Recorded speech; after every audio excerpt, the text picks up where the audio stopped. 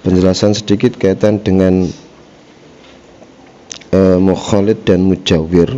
Mukhalid itu bercampur, kalau mujawir itu bersandingan secara terjemahan bahasa Indonesia. Kan tapi dalam syarahnya Sunan Taufik dijelaskan definisi daripada mukhalid yaitu ma la yumkinu faslu anil ma'halan wa ma'alan wala ma'alan, sesuatu yang tidak mungkin untuk dipisahkan dari air seketika itu juga atau nantinya. Ada pendapat lain yang menyatakan bahwasanya definisi daripada mukhalid ma la yatamayyazu fi ra'yil ain. Pendapat ini menyatakan bahwasanya mukhalid yaitu sesuatu yang tidak bisa dibedakan dengan menggunakan mata telanjang. Jadi ketika kita melihat dengan menggunakan mata ada dua materi, ini tidak bisa dibedakan, maka ini dikatakan sebagai mukhalid. Kalau mujawir bagaimana? Berarti kebalikan daripada mukhalid, sesuatu yang bisa dibedakan dengan menggunakan mata telanjang atau bisa dipisahkan dari airnya seketika itu juga ataupun nanti.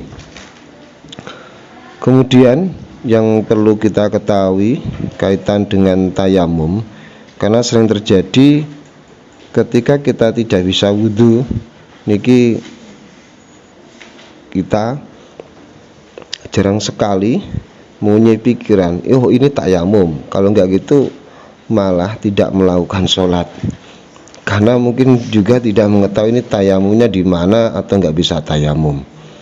Oke, yang perlu diketahui untuk bisa tahu tayamum bagaimana dijelaskan di sini ada dua syarat. Yang pertama yaitu tidak menemukan air. Kalau kita di Tulungagung atau tempat mana gitu, mungkin kita tidak mungkin akan tidak menemukan air, pasti ada. Tapi yang kedua ini wakana aukana yadurru al-ma'u, kita menggunakan air justru akan berdampak negatif kepada anggota tubuh kita, atau justru penyakitnya akan semakin parah. Kalau enggak gitu anggota tubuh yang sakit ketika kena air maka akan hilang fungsinya. Kalau enggak gitu akan diamputasi. Untuk mengetahui sebatas mana ini bisa dikatakan berdampak negatif ketika menggunakan air, dalam keterangan Yahduz Zain dijelaskan ini harus ada rekomendasi dari dokter. Wa ma takana adzu syar'iyan kal maradi wa nahwihi tayammama wa shalla wala i'adatan mutlaqan fa syartu adamin i'adati ijbarut tayyibi ijbarut tabibi al adli walau adla riwayatin. Ketika nanti ada orang tidak mampu secara syariat bukan secara khisi. Kalau khisi itu kayak tidak menemukan air. Kalau syariat itu dia tidak bisa menggunakan air bukan karena tidak ada air, karena ada unsur sakit seperti halnya kalmarot. Maka bagaimana ketika dia tidak bisa menggunakan air ketika sakit? Yaitu solusinya adalah tayamum, dan dia sholat dan tidak mengulangi sholatnya secara mutlak. Kan tapi niki dengan syarat harus ada rekomendasi dokter yang adil untuk menyatakan ketika dia menggunakan air akan sakitnya akan sembuhnya lama. Kalau enggak gitu akan hilang fungsinya dan lain sebagainya. Untuk kaitan dengan niatnya tayamum bagaimana? Niatnya adalah nawaitu istibahata sholati. Seumpama kita niat menggunakan nawaitu tayamum bagaimana? Sah apa tidak? Dalam majmu'ah dijelaskan wa qala mawarti launa wa tayammuma wahdahu at-taharati wahdaha lam yasihha. Menurut Imam Al-Mawardi menyatakan seandainya seseorang itu niat tayamum saja ataupun bersuci saja maka tidak sah. Tapi dalam redaksi fikih manhajinya, fa idza nawa istibahatal fardi jazalau fi'lan nawafili ma'ahu. Ketika seseorang niat istibahatal fardi, maka diperbolehkan baginya untuk melakukan kesunahan bersamanya. Jadi niat-niatnya bentuknya yang bisa dikatakan sah sebagai niat tayamum, yaitu nawaitu istibahatas sholati, ataupun nawaitu fardhos sholati, nawaitu naflas sholati, dan sejenisnya hal-hal yang bisa dimaksud dia melakukan tayamum. Kaitan dengan Al-Quran, bagi orang haid ini tidak diperbolehkan atau haram memegang atau menyentuhnya. Kemudian kalau kita melihat pada zaman kekinian, zaman kontemporer, zaman milenial, bahwasanya Quran sekarang itu bukan kayak dulu. Sekarang itu berupa software, yang mana Qurannya atau aplikasinya itu berada di HP, di laptop atau yang sebagainya. Terus bagaimana kita menghukuminya? Apakah ini kita katakan mushaf, sehingga imbasnya atau konsekuensi hukumnya nanti haram apa tidak? Sebelum itu kita harus tahu dulu definisi dari mushaf. Ada perbedaan di antara para ulama. Yang pertama dalam kitab Nihayah, kemudian Khasyah Quyubi wa Umairah, yang mendefinisikan daripada kriteria mushaf itu yaitu apa? Yang pertama harus berbentuk tulisan nyata atau kitabah, dan maksud penulisannya ditujukan untuk dirosah belajar, atau secara umum uruf media tersebut dinamakan mushaf.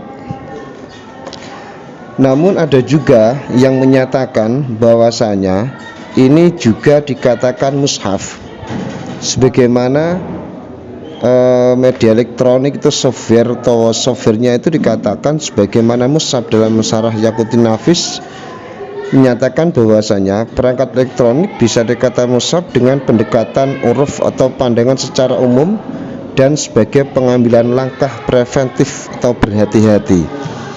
Niku teng Syarah Yaqutin Nafis. Bisa disimpulkan bahwasanya ketika kita memegang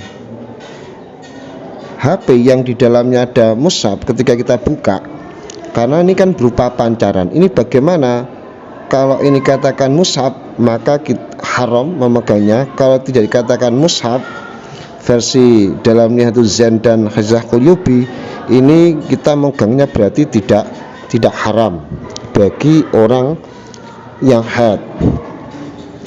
Kemudian dijelaskan dalam Sulam Taufik, boleh haram memegangnya kecuali sobi.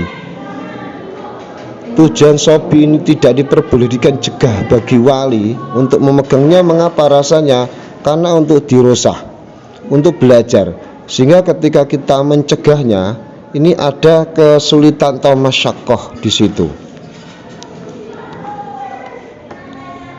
Ada kasus lagi kaitan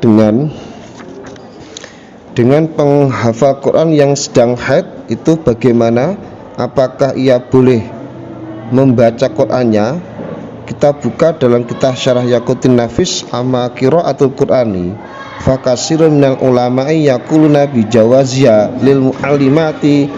Alasannya apa? Li anna idza mana'naha nahsyadhi fa khifdiha aw nisyanahu. Membaca Quran menurut mayoritas ulama mengatakan diperbolehkan bagi haid, tapi dia seorang guru. Alasannya apa? Karena kita tidak mungkin untuk mencegah, atau kalau kita mencegah nanti justru akan dikhawatirkan hafalannya itu lemah atau nanti lupa. Dan ini bagi si guru, dan hukumnya bagi si guru ini juga diperuntukkan bagi penghafal Al-Quran. Wa hadzal hukmu lil hafidhati dalam Syarah Yaqutin Nafis. Ada kasus lagi kaitan dengan orang junub atau haid berada di musola. Ini bagaimana? Ini tidak masalah atau tidak haram dalam kitab Iqna dijelaskan wala yumna'u junubu wal haidu min dukhulil musalla alladzi laisa bi masjidin ala madhab. Bagi orang yang hadas besar dan haid ini tidak dicegah, berarti diperbolehkan untuk masuk musola yang mana musola ini bukan kategori masjid atau bukan masjid menurut madhab. Ada kasus lagi ini yang cukup menarik mungkin karena sering kita lakukan setiap hari. Bagaimana seorang haid ini ikut rutinan tahlilan. Di dalam tahlilan kan ada ayat-ayat Al-Quran. Ini bagaimana? Dalam Syarah Yaqutin Nafis lagi diperbolehkan, akan tetapi boleh kalau tujuan dari bacaan tersebut adalah zikir bukan qiraah. Dalam Syarah Yaqutin Nafis dijelaskan wa yahrumu ala junubi ma yahrumu ala muhditsi hadasan asghara ila angkol bikosil qiraati ama qiraatil qur'anil lidzikri wa tabaruki kama huwa fil aradi fa jaizun. Membaca Al-Quran dengan tujuan zikiran dan mengambil berkahnya sebagaimana aurat-aurat lainnya, urutan yang biasa kita lakukan, itu diperbolehkan. Cukup sekian dari saya. Mohon maaf kalau ada penjelasan yang kurang jelas. Bisa kita nanti klarifikasi kaitan dengan apa yang setelah saya sampaikan. Sekian, assalamualaikum warahmatullahi wabarakatuh.